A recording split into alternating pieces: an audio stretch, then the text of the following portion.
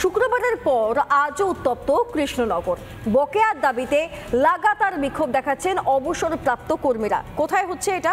কৃষ্ণনগর পুরসভা চত্বরে। বকেয়ার দাবিতে পুরসভার চেয়ারম্যানের ঘরের সামনে অবস্থান বিক্ষোভে তৃণমূলের অবসরপ্রাপ্ত কর্মী সংগঠনের সদস্যরা।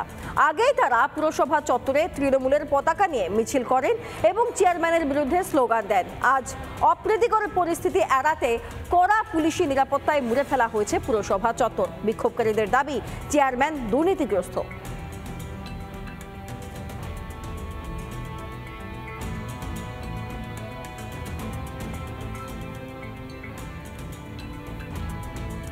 ভোটার তালিকায় ভুতুরে নাম, তাও আবার একটা দুটো নাম নয়, হাজারে হাজারে নাম ঢুকেছে ভোটার তালিকায়।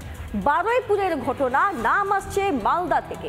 আচ্ছা, উত্তরবঙ্গের নাম কি করে একেবারে সোজা দক্ষিণবঙ্গে চলে এলো? 26-এর ভোটের আগে কি চলছে? ভোটার তালিকায় ভুতুরে কাণ্ড। চম্পাহাটি পঞ্চায়েতের ভোটার তালিকায় উত্তরবঙ্গের বাসিন্দাদের নাম। স্কুটিনির সময় ধরা পড়ে ব্যাপক গরমিল।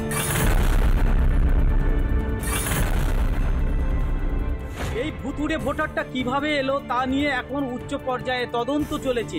এই চাম্পাহাটি গ্রাম পঞ্চায়েতে প্রায় 4000-এরও বেশি ভুতুড়ে ভোটার এসেছে। নাম ঠিকানা যেগুলো দেওয়া আছে মালদাহা, মুর্শিদাবাদ এবং নর্থ বেঙ্গলের বেশ কিছু জায়গা। মালদার ভোটার বারুইপুরের তালিকায় রয়েছে, মুর্শিদাবাদ, শিলিগুড়ির ভোটারও। ফোন নাম্বার এক, নাম আলাদা। 3 জেলার তালিকায় একই ভোটার। বারুইপুরে 1 বছরে ভোটার বেড়েছে 4 থেকে 5000। লোকসভায় ছিল 18,000 ভোটার, চলতি বছরে ভোটার 22,000-এর বেশি। নতুন ভোটারদের কেউ চোখেই দেখেনি। আমরা আমাদের ঊর্ধ্বতন কর্তৃপক্ষ ব্লক থেকে নির্দেশ ছিল যে ভোটার লিস্টগুলো সব স্ক্রুটিনি করার জন্য। এবার আমরা স্ক্রুটিনি করে দেখলাম যে ভুয়ো ভোটার প্রচুর আমাদের এখানে বেড়েছে। সাইবার ক্যাফে থেকে মেন ক্রাইমগুলো হয়েছে আর কি। দলগতভাবে যে স্কুটিনি আমাদের করতে বলেছিল, আমাদের দল থেকে যে স্কুটিনি করতে বলেছিল, সেই স্কুটিনিতে দেখা গেছে যে আমার বুথটা সবচেয়ে বেশি এফেক্টেড। প্রায় 300-র কাছাকাছি ভোটার, যেখান থেকে ভুয়ো ভোটার আমরা খবর পাচ্ছি। সম্প্রতি রোহিঙ্গাদের বাস নিয়ে বারুইপুরে বিতর্ক দানা বেঁধেছিল। তারপরে সামনে এলো ভোটার তালিকায় এই গরমিলের ছবি। কারণ কিছুদিন আগে যে রোহিঙ্গারা এখানে ডেরা বেঁধেছিল, আর তারপরে জানাজানি হওয়ার পরে সেই রোহিঙ্গারা এখান থেকে তাদের আধার কার্ড, ভোটার কার্ড নিয়ে চলে যায়। ভুতুরে ভোটারের বিষয়টি সামনে আসতেই বিরোধীদের নিশানায় রাজ্যের শাসক দল। তৃণমূল কংগ্রেস এই ভুয়ো ভোটের কারবারি, ভুয়ো ভোটার ঢোকানোর কারবারি, যারা বিভিন্ন দুর্নীতির সঙ্গে যুক্ত সেই তৃণমূল কংগ্রেস, তারাই এই ভুয়ো ভোটার ঢুকিয়ে তারা সামনের দিনে নির্বাচনে জয়লাভের চেষ্টা করছে। আমাদের রাজ্যে যে ভুয়ো ভোটার ভর্তি, এটা আমরা বহুদিন ধরে অভিযোগ করছি। সরকার এতদিন অস্বীকার করছিল, যাই হোক শেষমেশ অন্তত মমতা ব্যানার্জি স্বীকার করলেন। তো আমরা বহুদিন ধরে বলছিলাম, আপনি স্বীকার করেননি কেন? এই পশ্চিমবঙ্গে অন্তত 35 থেকে 40 লাখ ভুয়া ভোটার আছে, তৃণমূলের তৈরি করা, এবং নির্দিষ্ট বিধানসভা, লোকসভা এলাকার জন্য সেগুলো তারা মোতায়েন করে। ভোটার ইস্যুতে আগে থেকে সরব রাজ্যের প্রধান বিরোধী দল বিজেপি। অতি সম্প্রতি মুখ্যমন্ত্রী বিধানসভায় এ নিয়ে ক্ষোভ প্রকাশ করেন। সব মিলিয়ে আগামী বিধানসভা নির্বাচনের আগে ভুয়ো ভোটার ইস্যুতে সরগরম রাজ্য রাজনীতি। বরুণ হালদারের রিপোর্ট, রিপাবলিক বাংলা। এবার বারুইপুরের রঘুনাথপুরে ভোটার তালিকায় ভুতুরে কাণ্ড। বিতর্কে চম্পাহাটি পঞ্চায়েতের ভোটার তালিকা, উত্তরবঙ্গের ভোটারদের নাম দক্ষিণবঙ্গে। তালিকায় মালদা, মুর্শিদাবাদ, শিলিগুড়ির বাসিন্দার নাম। লোকসভায় যেখানে ভোটার সংখ্যা ছিল 18,000, চলতি বছর চম্পাহাটিতে ভোটার বেড়ে হয়েছে 22,000। এক লাফে বেড়ে গিয়েছে 4000। স্ক্রুটিনি করতেই ধরা পড়লো গরমিল। শুধু এই গরমিলই নয়, ধরা পড়েছে একাধিক জনের সঙ্গে একটি ফোন নাম্বার দেওয়া আছে। ভোটার তালিকায় কিভাবে কারচুপি? প্রশ্ন উঠছে। প্রাক্তন কংগ্রেস সাংসদ অধীর রঞ্জন চৌধুরী, তিনি কি বলছেন শুনে নেব। অধীর চৌধুরীর বক্তব্য শুনবো। আরো একবার আপনাদেরকে জানিয়ে রাখি, উত্তরবঙ্গের বাসিন্দাদের নাম রয়েছে তালিকায়। তথ্য যাচাই না করেই কেন তালিকায় নাম? গাফিলতি নাকি চক্রান্ত? কাদের সুবিধা করে দিতে তালিকায় গরমিল?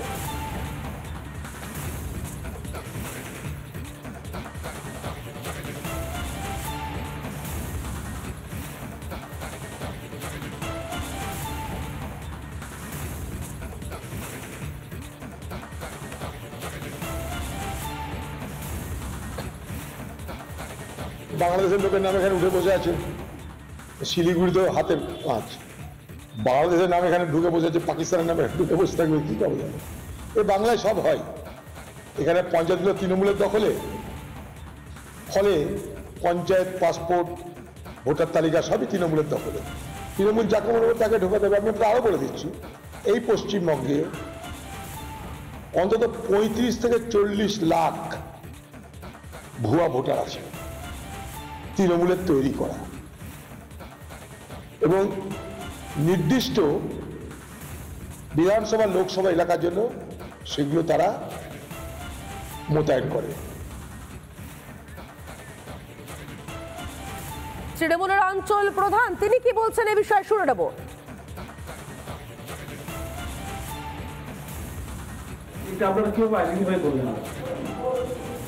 আমরা আমাদের ঊর্ধ্বতন কর্তৃপক্ষ ব্লক থেকে নির্দেশ ছিল যে ভোটার লিস্টগুলো সব স্ক্রুটিনি করার জন্য। এবার আমরা স্ক্রুটিনি করে দেখলাম যে ভুয়ো ভোটার প্রচুর আমাদের এখানে বেড়েছে, এবং সেগুলো শুধু আমাদের এলাকায় না, এবং তার পাশে ফোন নম্বর আছে ভোটারের, সেই ভোটারের ফোন নম্বরগুলো আমরা দেখছি এগুলো শিলিগুড়ি, আপনার হচ্ছে মালদা, মুর্শিদাবাদ, ওই দিকে সাইবার ক্যাফে থেকে মেন ক্রাইমগুলো হয়েছে আর কি। একটা সাইবার ক্যাফে থেকে আপনার 70, 80, 90, 100 করে নতুন ভোটার তৈরি করে ওখান থেকে লিস্টের নাম তুলেছে। আমরা পুরো স্ক্রুটিনি আমরা করছি, তাতে করে যেটা দেখছি প্রায় 4 থেকে 4,500 ভোটার নতুন করে ইনক্লুড হয়েছে। যে খবরে নজর রাখতে হচ্ছে, সেনা আধিকারিকের পরিচয় দিয়ে প্রতারণা, চাকরি দেওয়ার নামে টাকা তোলার অভিযোগ। ইলিয়াট রোডে যুবকের বাড়িতে হানা, পুলিশের গ্রেপ্তার করা হচ্ছে অভিযুক্ত শেখ নাজির হোসেনকে। বাড়ি থেকে উদ্ধার সেনার পোশাক, উদ্ধার হচ্ছে সেনার টুপি ও ব্যাজও। অভিযুক্ত নাজির শেখের বাড়িতে রিপাবলিক বাংলা। আরো বিস্তারিত জানবো, আমাদের সঙ্গে রয়েছেন আমাদের প্রতিনিধি তুলিকা। তুলিকা, এই মুহূর্তে কি ছবি উঠে আসছে, মূলত কি অভিযোগ তুলিকা?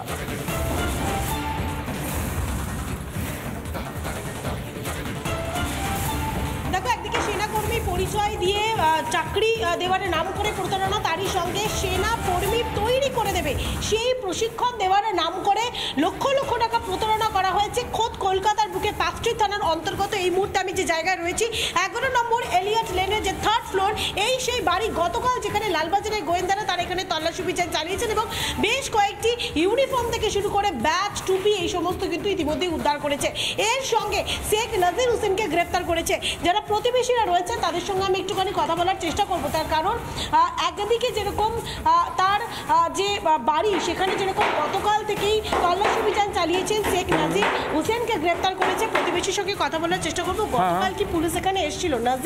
শেখ নাজির হোসেন কি করতেন? देखिए, मैं तो ड्यूटी में था।